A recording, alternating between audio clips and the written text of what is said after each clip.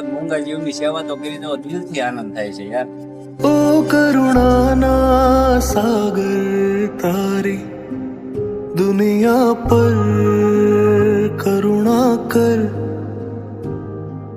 बोले अबोलनी रे आंखो आंसू तो काने धर ओ करुणाना सागर तारी दुनिया पर